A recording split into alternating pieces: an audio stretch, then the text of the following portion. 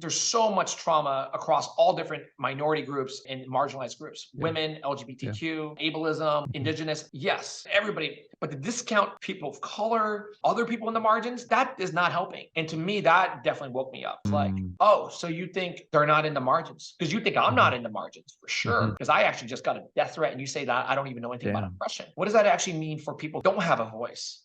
Who don't feel like somebody's fighting for them. In many cases, my dad, he actually said this because I didn't even know he felt this way. He felt hopeless. Hey, you're listening to Big Asian Energy Show, where every week we interview Asian experts, move makers, cover their secrets to success so we can help you reach your greatest potential. I'm your host, John Wang. Welcome back, everyone. Today, I'm interviewing Andrew Chau, who you might know as one of the co-founders of Boba Guys, which is one of the largest and original bubble tea chains in the US. Andrew is a serial entrepreneur who also founded Tea People, Vengeance Media, Flipside Studio, and he's a board member of the Daily Californian as well as a national ace. He's given TED Talks and writes for the Huffington Post, not to mention his own book, appropriately titled The Boba Book. And this guy is a massive Asian American advocate, not to mention a community leader with ties and connections to pretty much anyone you can imagine who is big in the Asian American community. So on the show today, we do a deep dive talk about his journey to truly embodying the confidence of big Asian energy leadership. Not to mention his own upbringing as being one of the only kids in a small New Jersey town who is Asian, and how that gave him the background and confidence to later on run companies with hundreds of employees. He also talks about his early days with icons like Simu Liu before he became an Avenger. And we also chat about how classic Hong Kong films like The Young and the Dangerous ended up kind of helping us define the Asian superpower of grit and community. I'm excited to dive in. Welcome to the show, Andrew. Good to have you.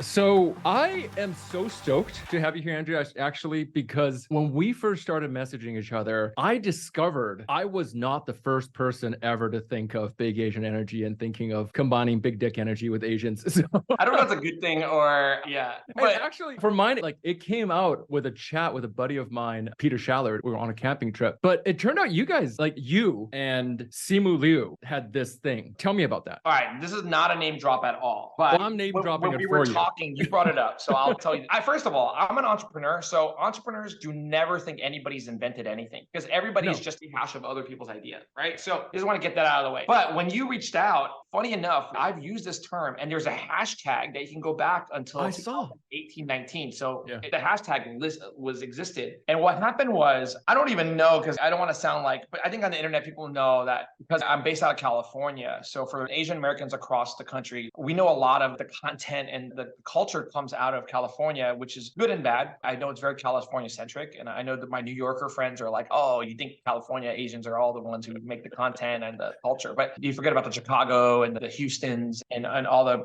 Seattle. It was right after Crazy Rich Asians. And we were kind of thinking about what's next for the movement, for representation, for role models and everything. And at the time, I don't think he had landed Marvel yet. And I remember him mentioning he might want to be the Marvel superhero. Oh, man. But as much as I could say, people know, you can tell, the kids say the Riz, but he's a very charismatic dude. And he's got this energy that sometimes like commands a room. Yeah. And he's a very confident guy. Yeah. And so he was like, he could own it. And so that's why in his roles, he has a little bit of that alpha energy, not in a negative way. He's like an alpha minus. I feel like there's a quiet confidence about the guy sometimes when he like walks in, like there's a vibe. He plays guitars and likes to serenade people. So. He just came out with a new music video, right? He did. Oh, yeah. When he hit, I told him, I'm like, don't sing, Simu. I'm just kidding. So I think we were playing in LA, just hanging out. And then I think there was this idea that we were saying, we need to have that energy, but it's a specific Asian brand. It's like an energy that's confident. Hey, we started these startups. We created these platforms that everybody use. Crazy Rich Asians blew up. But it's not like the bro-y energy, like the overly aggressive energy, but it's a very confident energy. And then we were like, oh, that's like big Asian energy. I like that big Asian energy. And so we started using that in like the LA energy. And so there was like a conference that people were at. And then I think Ludi Lin also, shouts to Ludi, he was Mortal Kombat, and he used it in his talk. So there was these different moments in terms of, at the time, Asian American males, especially Ludi, I think he had just come off of a Black Mirror big episode. And then Simu was coming off of Kim's Convenience, about to be Shang-Chi. So there was this energy that's, hey, they're confident. They're going to be these protagonists, people that people are rooting for, but it's not overly aggressive. It's not what we think of as like big dick energy, right? So they started using this hashtag big Asian energy so much that I think, if I remember correctly, Simu used it in his book. So one of the chapter titles in his book itself is big Asian energy. So this is not to say that there's a first or whatever. This is to say, hey, there's something in the zeitgeist that's, hey, a movement's coming in which people organically, like yourself, there's a need for this newer energy that is more nuanced, which is, hey, I'm confident, I know who I am, but I'm not here to take over, but I know like we are the future kind of thing. And I think that's the energy that hopefully we get across in this episode in the podcast. I think people, there's all these rumors of what I sound like or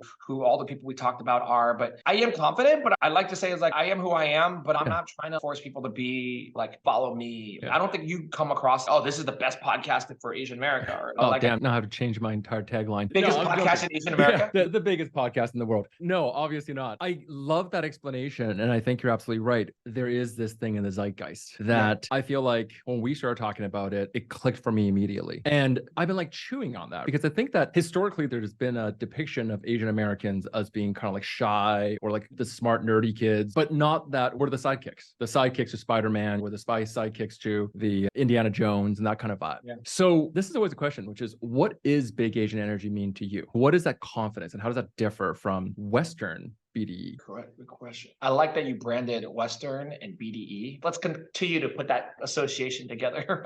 It creates good positioning. I think back in the day, I don't know if you grew up or people listening, when they grew up, I grew up in a time where the people in dominant media and cultural forms in America, at least Western media, was like Wall Street, was the Gordon Gekko, was this alpha energy. And it's very, I own the room. Do you know who I am? And I think you have to be outspoken. You have to like command a certain presence. Whereas I feel like Asian energy just doesn't really have that kind of same thing. Asians, I will say, acknowledge that there's a little bit of the patriarchal energy in Asian culture. And I think that's not great, but the energy is more, let me show you through soft power, which is something use that. Let me show you by being a little bit more nuanced, a lot of more like harmony based, a lot of Confucianism is in there, which is kind of like the balancing both the yin and the yang. So I feel like that is built into the Eastern philosophy, which then translates itself into the Asian leadership style. I'm a founder, but I'm technically a CEO of 400 or 500 people in my ecosystem. And my CEO style, I know doesn't sound generally like a normal CEO. Like, what's your CEO style? I don't think I'm that emotional, but supposedly I'm more emo than most CEOs. I think I'm a little bit more intellectual and nuanced than most CEOs. So I just think it's insulting to think people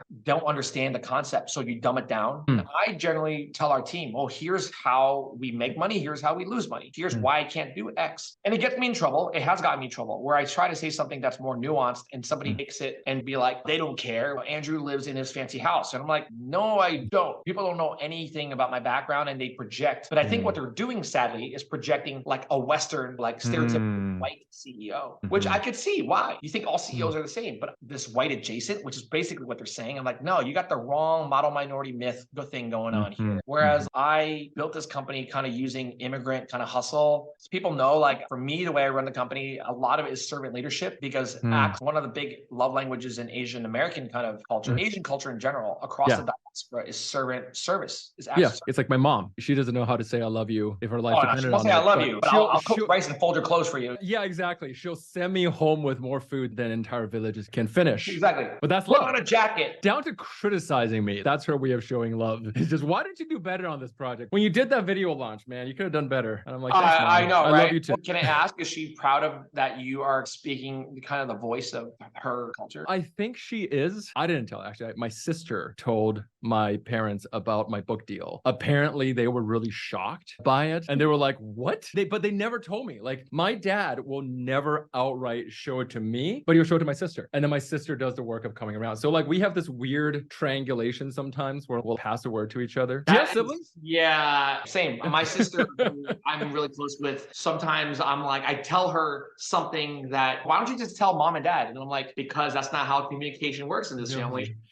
We triangulate. Yeah, it's funny. Yeah. So what was your upbringing like? My upbringing was, I'm very Americana. I think we'll talk probably about this later. I see myself, I don't think I'm a third culture kid. I think I'm like a both culture kid. So I was very Asian and very American. So my very American experience was I grew up in New Jersey. I grew up in Woodbridge, New Jersey. Shouts to the township of Woodbridge. It's like, there's a movie back then called Sandlot. It's like a very Sandlot movie where I used to play kickball on the streets when the car would come. Everybody like, car's coming. Oh my God. In my mind, I'm picturing like this in sepia tone and yeah, it is a little bit that, like Little Rascals, yeah. If Your Shoelaces Untied. I can't even make this up. Some of my friends I still keep in touch with, where I used to knock, one of my best friends, to this day, I still talk to him, George Askins. So I'd knock on his door and open, there's no locks. So I'd be like, hey, is Georgie home? And they're like, no, Georgie's down the street at Greg's. And I'd be like, all right, ride my bike over to Greg's place. So it was like, where are the bicycles? Where are the bicycles and which lawn are they? And that's when you knew whose house everybody was at. Yeah, playing like Super Nintendo and the SpaghettiOs and stuff. So I had a very traditionally Americana experience. Most of your friends were white? Yeah, we're the Asian restaurant in town. My parents had a restaurant called Hunan Palace, and my sister and I were the only Asian people in town. Wow. There's pictures of this. You could see the class photos. And so my crushes were like this white girl, Emily Neidhart, which I tried to figure out if I could find her on Facebook.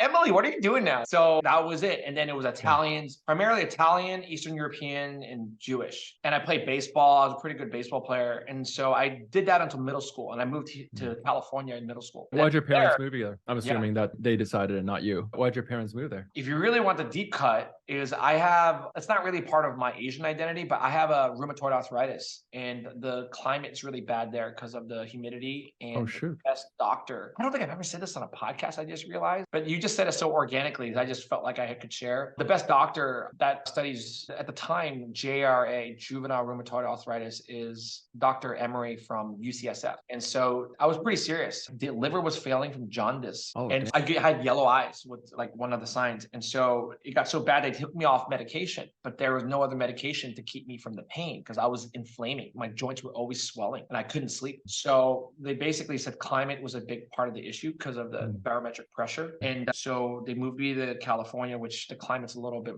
less humidity out here. And then I started a new life. I was like, oh, there's Asians. People who look like me. What? People who look like me. We were like, they talk about Asian stuff all the time. They eat Asian food all the time. Yeah. Even then, because this is, I don't know where we want to go with this, because this is going to be such an organic conversation. But my parents, because when we were in New Jersey, I had cousins a couple towns over. Like my mom's brother lived in town, or a couple towns, like 30 minutes over in Springfield, New Jersey. And so we would drive 25 minutes to Springfield. We would always do things together. And in my mom's family, we would only speak Mandarin primarily, right? And the kids would speak English, but we were speaking Mandarin. Everybody would yell at us. And they're like, because Asian people, we don't talk to each other. We yell at each other. So people are like, why are you so aggressive? Which is so funny, right? Because this is such a contradiction to the idea of, I want to keep hearing the story, but such a contradiction to the idea of Asians being quiet and shy. I'm like, have you ever been inside an Asian household or gone to like a dim sum place or to hang out with or a wedding? Indian people at a market? Oh my God, yeah. You don't even hear a speech at the wedding. No, people are just screaming at each other. Yeah.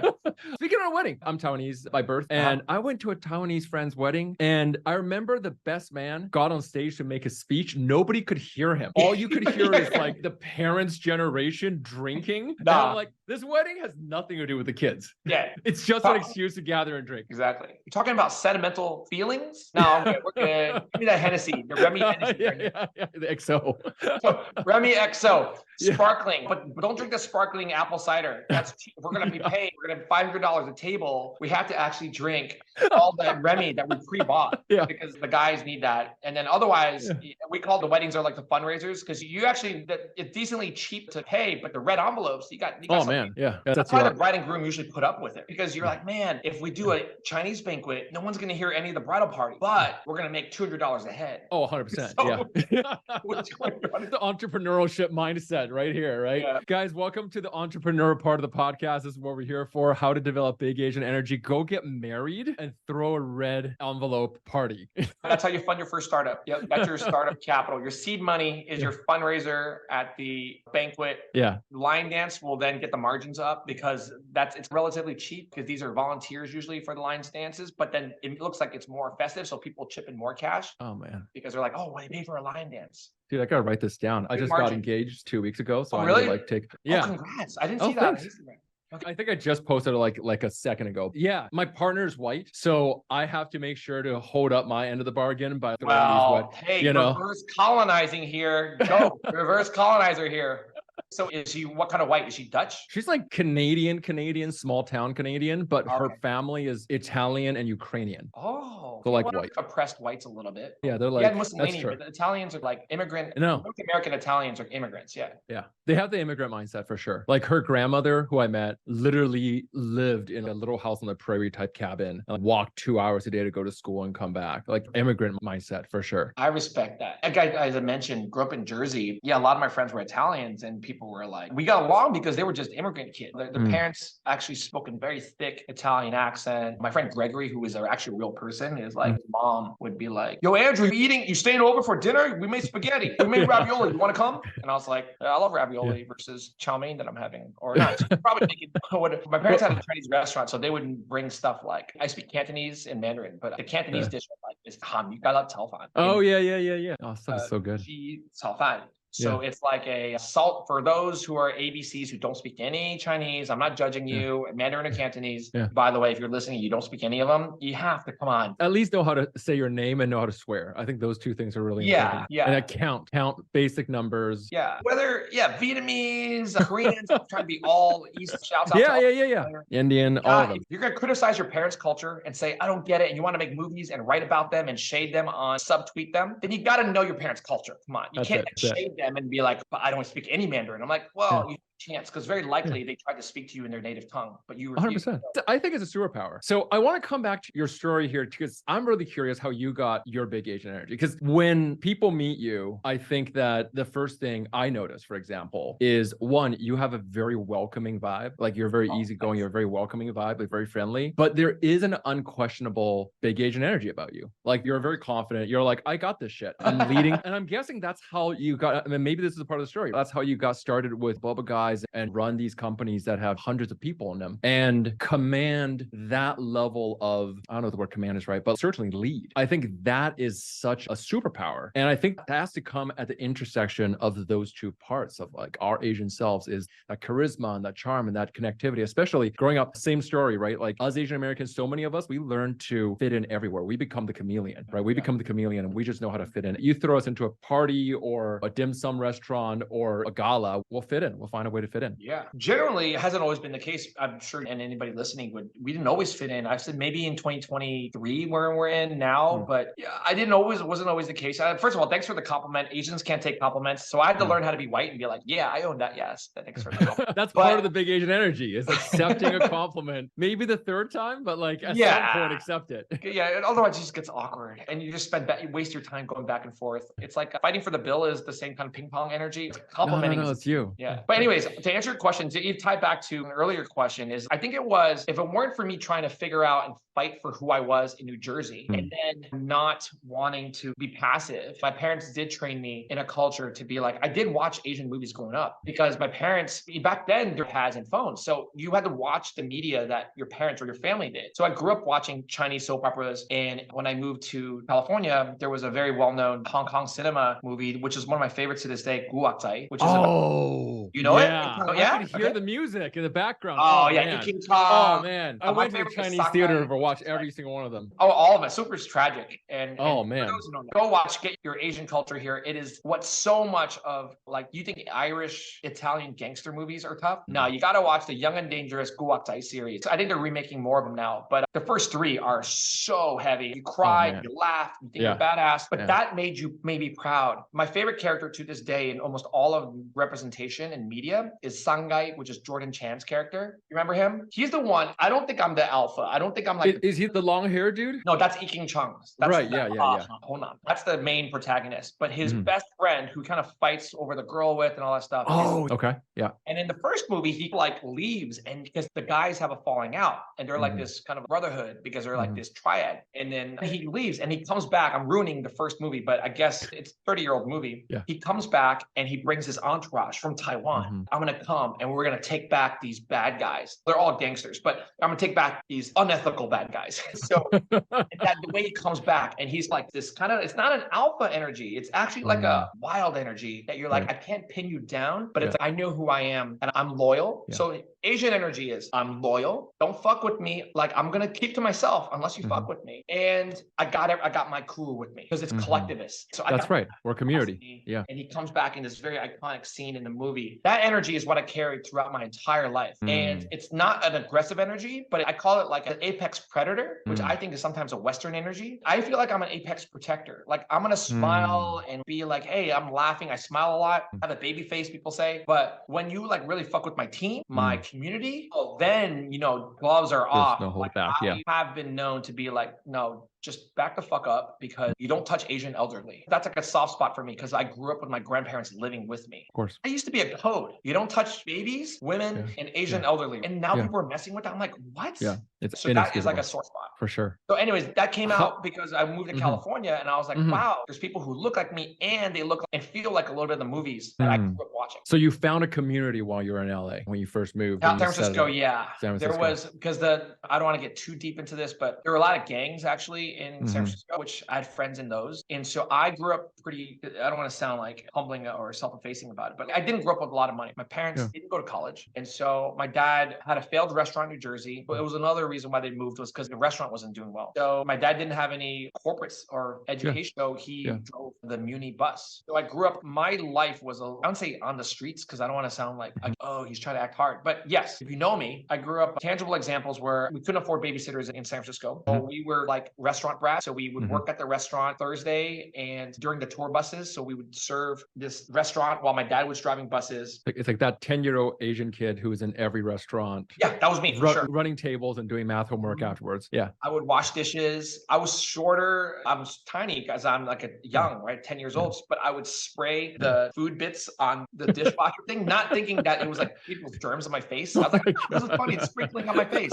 Peel string beans. I'm pretty good at wontons. And so I do that. And then I grew up in Fisherman's Wharf where my family restaurant, my aunts and uncles and my dad had a family restaurant. But my dad basically didn't make enough money there. So he had to drive buses. But we were like the neighborhood kids where the community in Fisherman's Wharf in San Francisco was like all these shopkeepers. So they were Black, they were Persian, they were like Latino. They were like, oh, and so you speak like people are like, oh, Chino, amigo. Like they would say like that. And I would be like, oh, and so people talk about racism a lot. I grew up, I would say, not seeing a lot of racism. There were like the Chinatown, like Jackie Chan jokes, like Bruce Lee jokes, but it wasn't like... It's a different experience of what it is now. And I think this is such an important story because I think exactly right now, you're a CEO, you run these companies, you're on the board of these things, you have books coming out. I think that there is oftentimes this foreigner view that I think a lot of people have of Asian Americans, especially who are well off, as like, oh yeah, you're China money. But we don't realize that so many Asian American success stories really were these kind of stories. There were kids that are strong for the majority are absolutely. And that's actually what I'm trying to say is that like it's the laundromats, it's the small businesses. Like Asian American entrepreneurship has such a big history and we don't think about it as entrepreneurship, but that was the only way they could survive. You're not going to get an accounting job at a top 3 firm in New York. No, like you went and you owned a tiny little stall at the Asian mall and you started doing books for local businesses. Exactly. You had to do the books. You had to wash your clothes, not know how to file taxes because it's not in your language because back then there was not many translation service. It was talking to the bank and you don't even know how to talk to the bank. Yeah. And they don't want to help you. They don't want to lend you money. It's big Asian energy because it's a confident energy because you have to survive. In many cases, you also had to leave and flee a war-torn country. If you're Vietnamese, Cambodian, shouts to all the Southeast Asians, those are war-torn. My dad, communist China. So if you're leaving that, you're like, oh, this shit is crazy and America's going to be bad. I don't know the language, but it's not going to be as bad as where I'm leaving. That kind of energy is a big Asian energy. Listening and you're not even Asian, it's my team listening. If you're Latino, you're from Central America, you're from the Caribbean and stuff. That's why we all kind of bond over this kind of sadly collective trauma. That's absolutely the right word for it. It is. It's the post-immigrant foreigner collective trauma because we saw our parents go through with it. We talked about this. Like they were dealing with a very different set of problems that we didn't experience. We didn't, but but it's still passed on. Why? It's still Because passed now on. we feel obligated to make the best of all their sacrifices. So now we have 100%. a chip. 100%. Yeah. It is the immigrant fight. Okay. So you came from restaurants and you fought it on the street. You learned to create your community. How did this lead to you creating Boba Guys? That's a straightforward thing. I was in business school and I was in Shanghai. I was with my uncle and he took us out to ice cream, and he lives in this area called Xinjiang, which is an expat area of Shanghai. And I was figuring out what I wanted to do. And I already knew, I had an inkling that I wasn't always like a great corporate person because I was too passionate and outspoken. And ever since I went to Berkeley, and so from high school, college on, I was always a little bit of already a leader. So I did know that. I was type A. Well, I asked him, I said, hey, Uncle Michael, I said, why is all these lines for Haagen-Dazs? It was like Haagen-Dazs, which is in America, it's like generic. But in Asia, there's this huge line in the Xinjiang, Haagen-Dazs. And he goes, oh, they love ice cream out here. And I was like, oh, interesting. It's like American culture does that well. And I thought the whole lactose intolerant dairy thing, all the stuff that, Americans we deal with it. We eat it anyway. Yeah.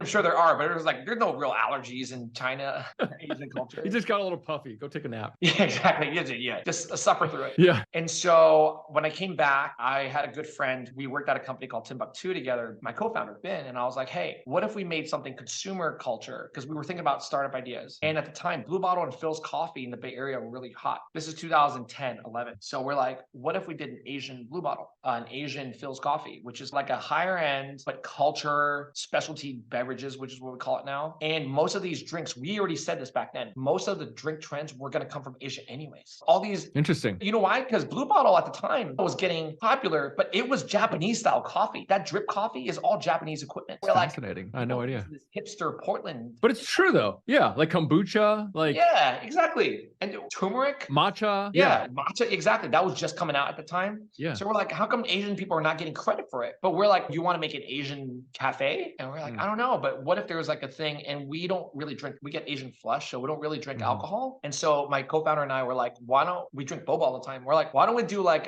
probably switch out the ingredients because we're getting older. My metabolism's starting to suck. So I'm like, maybe if I could change the sugar out, change the milk to be more natural. At the time, people used powder. So no shade, but it was just cheaper. And so what if we change out the milk, the syrup, and we showed everybody how to make it and story told a little bit differently and made people proud. And so, but packaged it. And so that's how Boba Guys came to be. And at the beginning, not everybody understood that. So they were like, oh, you're like whitewashed or you sold out. And I was like, if you remember the early days of Boba Guys, to this day, right now, we have a Tieguanyin boba. I make like all different cultures, but like white people say Tieguanyin on the menu. I don't say it translates to Iron Goddess if you don't know. Yeah. But on the menu, we had a debate in the team. So no, we should call it Iron Goddess Oolong. I was like, no, I want to make Americans say Tieguanyin. If they can say Timothy Chalamet, I'm pretty sure they can say Tieguanyin. So we, to this day, all our 20 plus stores have Tieguanyin. We have Feng Li Su, which is like pineapple cakes. So Taiwan #1. And then we did a sapin sapin, the sapin sapin drink, which is a Filipino dessert drink. That was because I grew up in Daly City, South San Francisco. And all my friends were either, actually, I didn't have a lot of Chinese friends. My friends were either Filipino or Mexican. So that's why Boba Guys, and my co-founder grew up in Texas, and he was pretty much around Latino people. So I know it doesn't look like it, and people want to put this model minority myth on us. But I'm like, no, like I grew up around cultures that really made me feel welcome. Filipino culture, Mexican culture. Yeah. And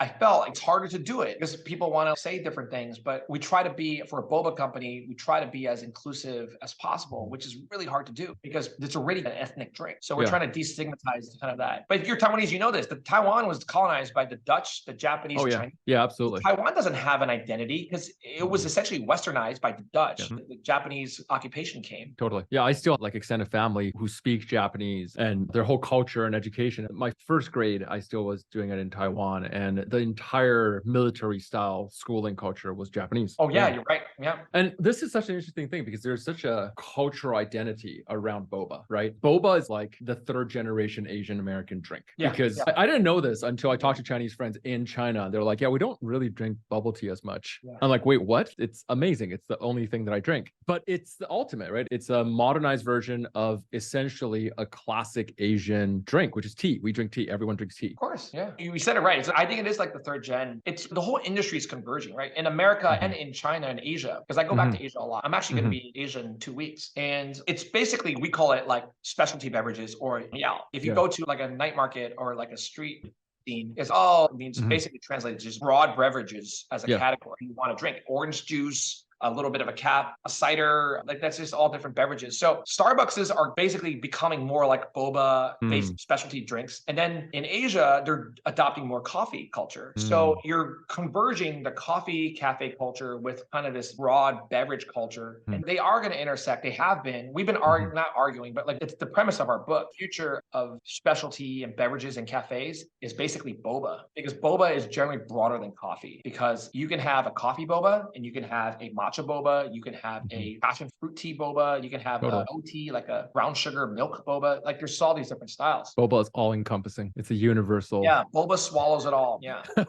It's the grand unifier. It is the great uniter. It is rich and poor. It is rich and poor, right? Without getting it, you said it. The tea is British technically, and you know how this whole thing is about. I could say this in this context, and somebody's going to want to take this out of context in Twitter, but this is reverse colonization, because basically tea culture became because the Asians, primarily China, traded with the Brits when back in the day, and then they caused this opium war thing, right? And there was a trade imbalance, and then they were trying to do something with it. And one of the traders, the ambassadors, brought back, and there was a milk tea culture, which was from Northern Asia, which is like Russian, Mongolian. That's actually that's true. They did goat milk and stuff too. Yeah, right? Exactly. Wow. Okay. Most people don't know this. So they brought it back, and then the British are like, the Queen and the King is, oh, this is actually really good. Yeah, we can make it British milk tea and call it like English breakfast. And then it came back. That became English breakfast. English breakfast milk tea, which is they had it for breakfast, and the blend that they did, a black tea blend. Oh yeah. And they controlled India at the time, which is where a lot of English breakfast black tea is actually from India. Yeah. They're like Assam, Nilgiri, Sri Lanka, Ceylon. So that was actually the base blends of English breakfast teas. And then the Chinese teas started getting big, but then the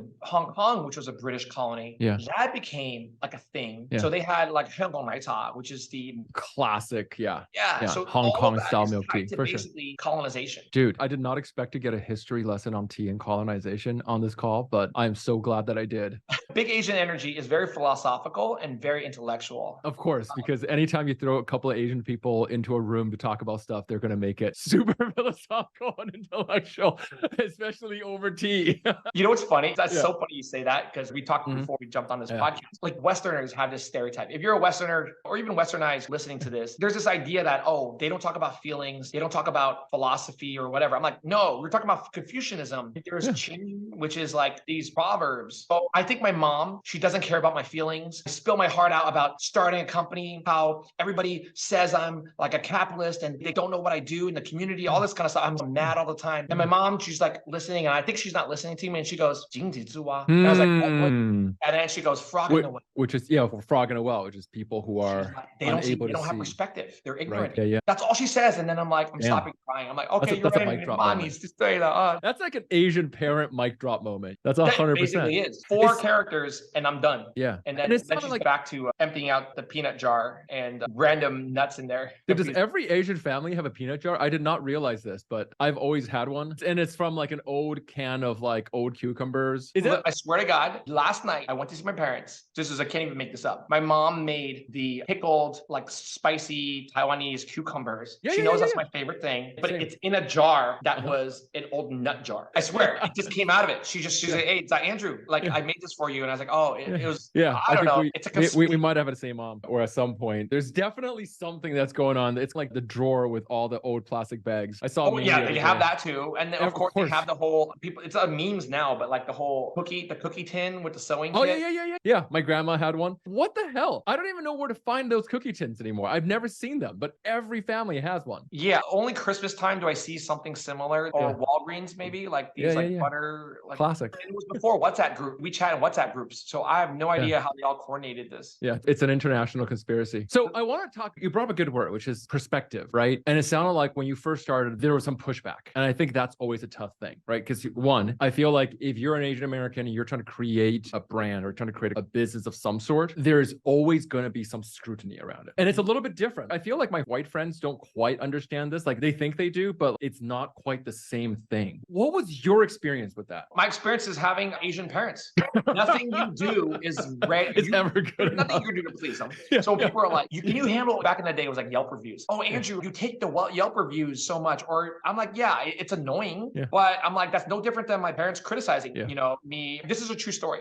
My mom, she goes to our grand opening in one of our stores. She goes to our grand opening. She sits in the back. She goes, oh, I'm Andrew's mom. I'm Andrew's mom. But she also, afterwards, I see her for dinner. Yeah. And I said, thanks for coming out, mom. My mom goes, oh, 为什么你做这个的很慢呢? She goes, why is that slow? Why is it so slow? There's this process we had with these slow drip things. And she goes, 我等很久了. It's like, I waited so long. That's the whole point. Slow bar, yeah, slow bar. We called it, the name of the method we did was called slow bar. Boba Guys, we started out as slow bar. It went viral back then. Yeah. And my mom was getting mad at why slow bar was slow. This is like mindfulness before mindfulness. Yeah. Exactly. I'm waiting 5 minutes for it. Made brewed in real time milk tea. That's this artisanal shit. She basically scolded me at dinner. She's like, you make money if you did it in batches and all this stuff. At the grand opening of the business. Dude. After the grand opening, swear to God, I was like, okay, thanks for the feedback. Yeah.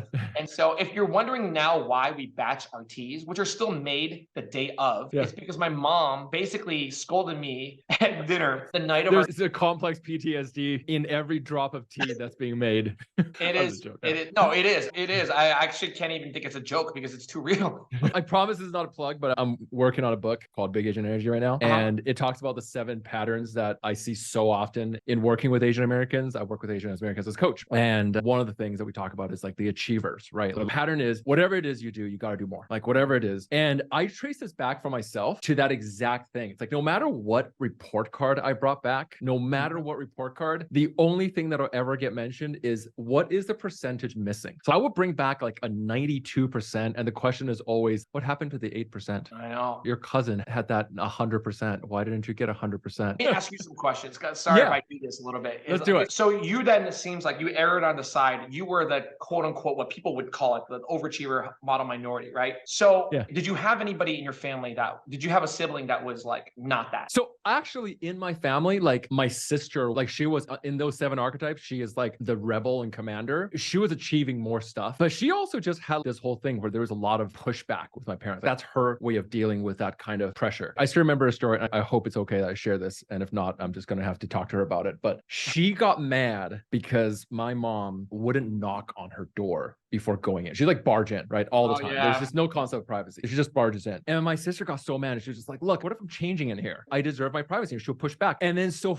I shit you not, for a week, she protested by stripping naked and walking around the house. It made my dad so uncomfortable. He would hide in his office literally the entire time. Oh no. But that was her way. So I was actually more of the chameleon and the caretaker of the family, but I definitely had that achiever like pattern when I was growing up. It's like nothing's ever good enough, man. That inner critic gets loud. Your sister might be listening. So your sister probably is super amazing. Turned out well. I was more the screw up of the family for sure. Yeah. No, and you know what though? I would say maybe your sister had big Asian energy already. So she did. That's like smart energy. That's like intellectual. Oh, my mom's wants to like fuck with my brain. I could do that one better. Yeah. You know, I think she was early, She was the early big Asian energy for sure. Shouts to your sister. Yeah. Yeah, man. So where do you see this? Because you're really, again, I know you don't want to name drop, so I'm going to name drop for you. Because in our conversations, you talk about the community that is there in LA and in San Fran. I think the last time we're chatting about it, you were talking about you've been there and you saw the growth of so many different people like Sherry Cola, you saw Nora, the growth of that overall community. So I'm really curious, including Simu. I know you guys are quite close, right? You said that you guys were crashed at your place back in the day. Oh, back in the day when he was starving artist. People won't believe that about him. But yeah, he was very humble beginnings for him for sure. Yeah, for sure. He was from Toronto, but he had big dreams. So my question really is, from what you witnessed in your own stories and the story of so many people around you, what are the differences in the people who end up going to create these kind of businesses like Momofuku or the Sherry Colas, the Noras, and these kind of people? Like, what's the difference in the way that they act compared to this depiction of shy Asians that we've dealt with for so long? Yeah, I think 2 ways. One is they somehow figured out the formula of culture. I think all of them, this is not, hopefully it's a credit to all the people, almost everyone that people think right now in the Asian diaspora zeitgeist. They are almost all brilliant in the way they see culture. Not get enough credit for kind of being able to see it. I know people have different opinions about people who are like public eye and everything, but they understand it and they know where the positioning is. Sherry, same thing. Eddie Huang, like Daga, Big Bro, Eddie Huang, David Chang. That's why they have podcasts and they do so well, because they have a point of view of how they could see where the diaspora is going and what's needed, and where does that diaspora and the narrative fit in the greater narrative of Western culture or global culture. Because there's nuances of Asians in Asia don't give a shit about the Asians in Western culture. That's another subtlety. Yeah, Africans versus African Americans. Yeah, exactly. Totally different ways. I hear that. Yeah, a lot of my Black friends say, my Nigerian friends, some of my best friends are from Nigeria, and we bond over immigrant moms because they get it. Yeah,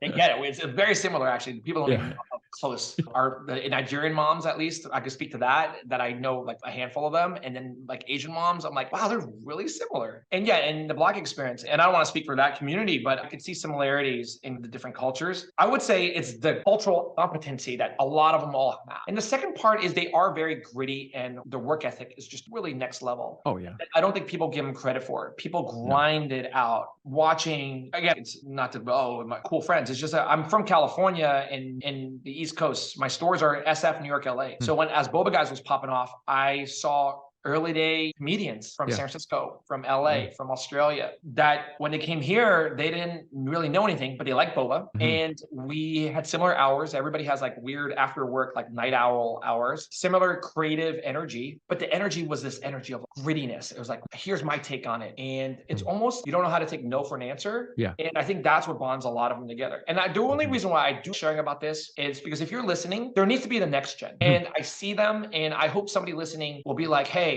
I'm inspired by that, and I want to be next. And my true identity is, I think I've always been like a coach or a leader ever since I was young. I'm like the eldest grandchild and son on both sides. So then a lot of that kind of like leader energy, not saying I'm a leader, but it just always been my identity. You are a leader, dude. Well, I don't want to say that, but I'll say it for you. But as a leader, as a non-self-identifying leader, is that you just want the next generation to show up and be better. That's it. Yeah. And that's why I really hope that they're listening to you. That's why I love your podcast. I think when you hit me up, I was like, oh, shoot, your content is amazing. That's the leader energy. And we need to create somebody listening right now, the next version of the next, hopefully Seema, the next Aquafina Nora, the next Sherry, the next Ashley Park. People don't know their backgrounds. All of them are like, Ashley was in musicals. I heard that she was doing musicals, like an Asian girl in Mean Girls. I was like, who? Because I used to be a big Hamilton fan. So same generation. I was like, not many Asians in Broadway. Yeah. So now she's huge. Back then, she didn't have an Asian community because that wasn't where the diaspora was looking. So I totally think content like this, what you do, plus the content that a lot of the ones we just named, they're building a huge movement. And then I have to say this is not everyone is for everyone. I'm not for everyone. Some people, I know people say, well, he's a capitalist, or I'm not even a capitalist, by the way. I actually am closer to a socialist, but they're like, oh, he's a capitalist because he's a CEO, or this artist always says the wrong thing on the media. And like, everybody has their own path. There's more than enough to go around. Not everyone's going to cover everything. So they're like, oh, that movie, that didn't speak to me. I'm like, well, it shouldn't. Not every movie, Crazy Rich Asians, speaks to everyone. Everything Everywhere All at Once, Parasite does not speak for everyone. Goal is to create a whole multitude and a spectrum of content that starts speaking to everyone. It is not just Asian world. This is immigrant. This is everyone. Yeah. People of color, women. Not every movie that's like Little Women didn't speak to all women. Of course not. Barbie's for everyone. I think Barbie is great. That's actually my favorite movie right now. So sorry, that's a TED Talk moment I had. So no, that was perfect. That we're gonna put that into a snippet, and that's gonna go on all the socials for sure. But that's exactly the message, right? There is a new upcoming generation. So we look back. I was just talking to a guy. He runs the Asian American Film School, and I got a film history lesson. I did not realize how rich Asian American history in film was, but it's like huge. And I'm starting to see there are so many different generations, and we're seeing this new era in the past 3 years really starting to peak. And it's exactly as you say. I think people don't realize the 10 years of work that goes into the overnight successes. We hear these stories of, oh, there's so many of these movies and stars trending, but the amount of work that went into it is huge. Yeah. I'm just going to keep this to a simple thing, which is, what would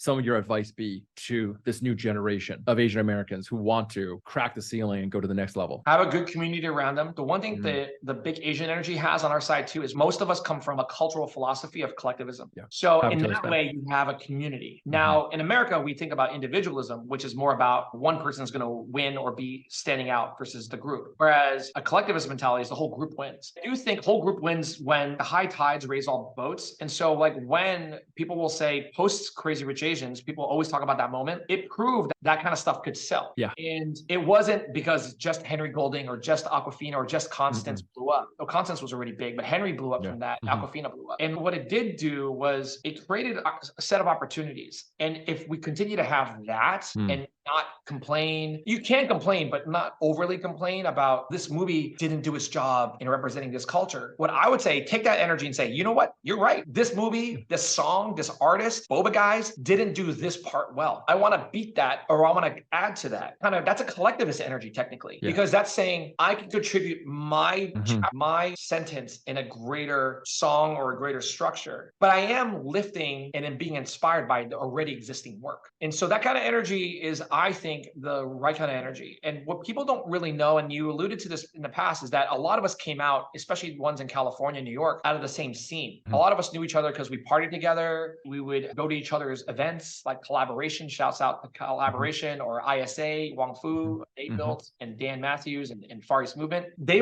pulled everybody together. So when people were landing shows like America's Best Dance Crew, doing showcases on Collaboration and singing and rapping, and Aquafina was more of a music artist in the beginning. That and Dumbfounded shouts that he's a legend. And when all that actually happened, people, even if you weren't best friends, you knew each other. And so when they popped off, you brought people up, people who would open for another person. Or, hey, I need a guest speaker for this book and this author. I'm an author. So I get asked to be a moderator because I know what it's like to write a book with a big publisher. So I get to interview really cool authors because there are not many Asian American authors. So that is this larger symbiotic, a little slower moving herd, I do think is what is creating this wave, which is why I think it's sustained for so long now. We have a really good run. I see this going continuously. It's going to turning into a tsunami. And I think that, I think that where we're seeing is there's always going to be an equal and opposite reaction. What we saw during the pandemic with anti-Asian hate, I think that lit a fire up a lot of people.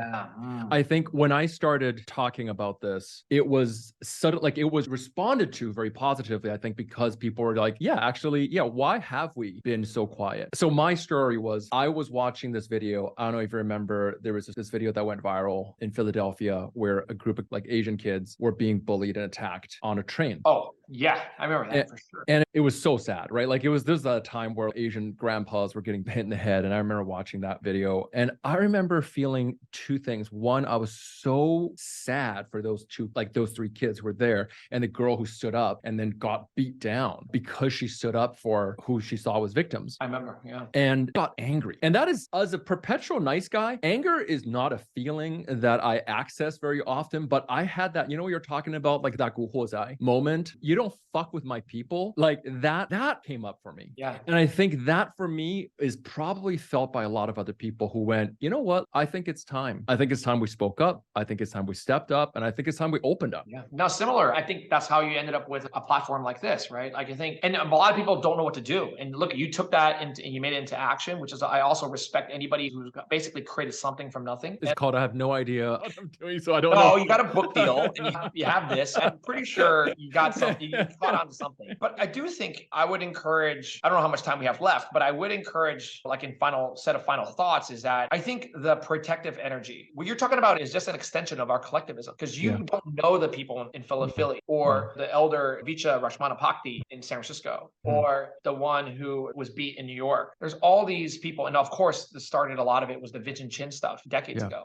Is that people didn't even know, even Asians didn't know who Vincent Chin was. I think what the collectivist kind of big Asian energy, if there's one thing that is good that come out of it, is that these things stirred up a sentiment that had always been latent, but it also then relies, the way out of this relies on an energy that is actually going to play to our strengths. Because I think if you just yell and be like, oh, don't beat these people up or whatever, I actually don't think that actually is why people are hurting each other. I do believe, it's not justifying anything, but I just think these things are happening because they're part of larger generational stigma. I'll say this from my personal experience where I've talked, not so openly, but I feel like this is a quote unquote safe space for me to say this. Of course. I've had death threats and I've had people also say very many times, what does Andrew know about oppression? What is he? Basically, they're saying, I'm white adjacent and I've been already called that. And you're not a minority. I remember there was this article on ESPN and it was talking about Watt Masaka or something, the first person of color in the NBA. And on it, people are like, he was the Japanese guy. He's like, a Japanese guy, person of color?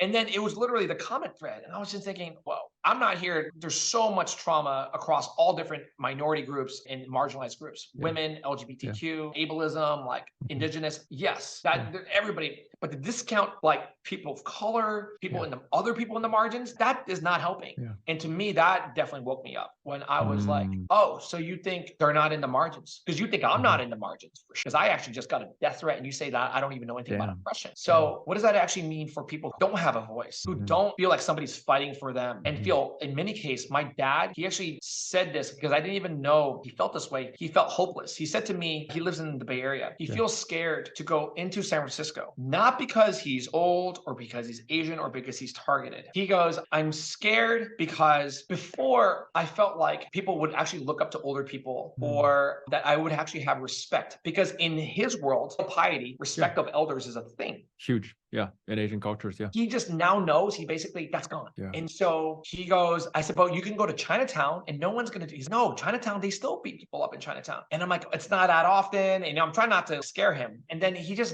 done. He's done. Yeah. My dad almost never goes to Chinatown ever. The last time he went to Chinatown was because I looped him into this Father's Day shoot. That was the last time. Before that, he didn't go to Chinatown for 2.5 years. Yeah. And he lives 25 minutes away. And so that will tell you that sentiment did not exist 30 years ago. No. So that kind of fear, that kind of caution. I wonder if my dad, I regret coming to America. I bet before people were like, oh, America's great. We're going to pick ourselves up. We're going to make this together. Yeah, I bet you a lot of immigrants now are thinking, you're like, man, I'm going to go back.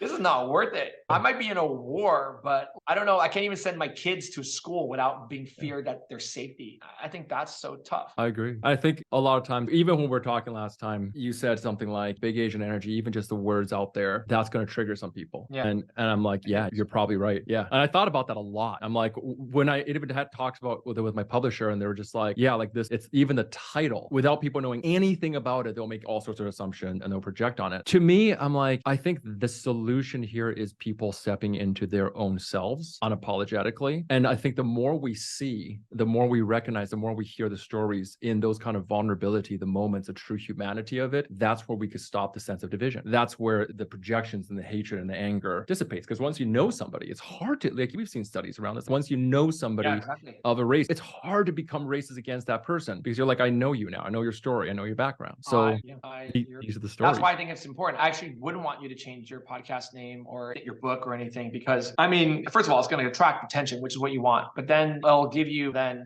hopefully, if they're listening, an opportunity to introduce the nuance and subtlety where I think who does it, who has big energy that I love because she has a song called it. Yeah. You know, she's one of my favorite artists because her energy is super positive and vibrant. And what she would say about her music is just, I just want people to feel proud, very body positive and all that kind of stuff. And there's other aspects to her identity too that she talks about. But I think it's big energy, but it's constructive energy. So I think if it's like a big energy, but like a Lizzo constructive and positive, I think it's a good thing. Yeah. So yeah, man, straight from the words of Andrew here, step into your big energy, whatever that looks like, big Asian energy, big immigrant energy, big you energy, just owning it, stepping it up and fully open about it. Dude, thank you so much. You just got off a plane and we just chatted for like a straight hour and I don't know however long. Thank you. Oh yeah. And my coffee kicked in. So if I started speaking faster than normal, that all the caffeine that rushed. Yeah. It's absolutely amazing. How do people find out more about you and all the stuff that you do? Obviously go check out Boba Guys and the stores and all that. If you follow my personal stuff, because I talk more about the leadership in small business. If you're an entrepreneur, small business owner, like a lot of people follow my personal Instagram, that's Chao Million. So that was my AIM screen name. Everybody knows me from high school will tell you that. God. So my AIM screen name was Chao Million. It's Chao, my last name, Chau, chameleon, but Chao. Yeah. And then actually you said it earlier, it's because I've always been Asian, but that's the only aspect of my identity. I'm also like a nerd, but I also played a lot of sports. So I could always be between a nerd and a jock. When I'm in America, I'm very Americanized, but when I spend like a month in Asia, like I don't have to speak English for a whole month. So I think, anyways, that's the content I like doing. And then, thanks for your time. And anybody who put up through an hour of us, just that's a lot of energy to expend. Thanks, brother. So appreciate it. Go check out Andrew's stuff and I hope to have you back down the road eventually when we have multiple seasons down the road, brother. No, I can't wait. I love long form content because it allows people to be more that's it. Nuanced and deep. Yeah. So it's all super awesome. Thanks, brother. I really appreciate it. That was epic.